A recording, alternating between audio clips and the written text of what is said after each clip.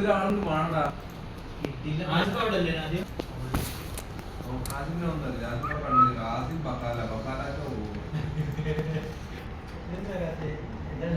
আসসালামু আলাইকুম।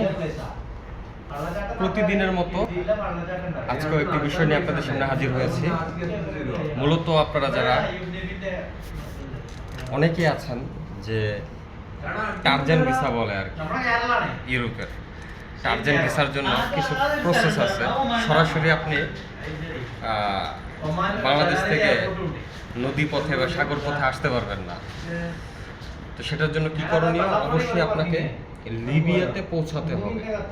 তো এটা করার জন্য অনেকেই উমরা ভিসা করিয়ে উমরা এখান থেকে সম্পন্ন করে তারপরে এখান থেকে বাই রোডে চলে যায়, লিগ্যাল প্রসেসে যায় আর কি। ঠিক আছে, সম্পূর্ণই লিগ্যাল প্রসেসে। এখন আপনারা যারা আসলে ইউরোপের বিশেষ করে লিবিয়াতে পাঠানোর জন্য যে পাসপোর্টগুলো দিতে চান তারা যোগাযোগ করতে পারেন। আর বিশেষ করে আমাদের ফ্যামিলি প্যাকেজ, গ্রুপ উমরা প্যাকেজ, তারপর হচ্ছে ভিআইপি লাক্সারিয়াস প্যাকেজ আছে, আপনারা চাইলে যোগাযোগ করতে পারেন। এবং আমাদের সার্ভিসটা আসলে আমরা যেহেতু মক্কা অবস্থান করতেছি, আলহামদুলিল্লাহ আমাদের অফিস মক্কাতে, তো ইনশাল্লাহ আমরা যেই কোনো প্রয়োজনে, হাজিদের যেই কোনো প্রয়োজনে, যে কোনো সমস্যায় সবার আগে থাকার চেষ্টা করি, সবার আগে থাকবো ইনশাল্লাহ।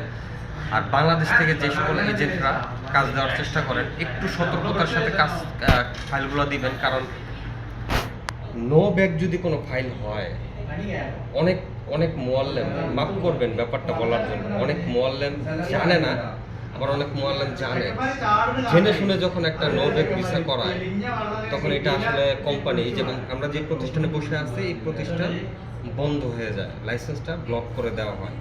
তো এটা থেকে একটু সতর্ক থাকবেন। তা আমাকে যারা কাজ দিচ্ছে বা দেন সবাই আমার পরিচিত, এই চাপটা আমি আপনাদের পরিচিত মানুষ হিসেবে, কাছের মানুষ হিসেবে আমি আপনাদেরকে একটা চাপ প্রয়োগ করবো, আমার প্রতিষ্ঠান আপনাদেরকে চাপ প্রয়োগ করবে, এটা আমি মেনে নিতে পারবো না, আমার জন্য কষ্টদায়ক বিষয় হবে। তাই আশেপাশে অনেক নয়েজ, এখানে আমাদের ইন্ডিয়ান কেরালা ভাইয়েরা আছে, পাকিস্তানি ভাইয়েরা আছে, আমরা ব্রাজিল, পাকিস্তান, ইন্ডিয়া, বিভিন্ন দেশে আমরা ভিসাগুলো করতেছি, কিন্তু আমরা শুধু বাংলাদেশটাকে নিয়ে কাজ করতেছি। বাংলাদেশের দায়িত্বটা আমাদের। সবাই ভালো থাকবেন, সুস্থ থাকবেন। আল্লাহ হাফেজ, আসসালামু আলাইকুম।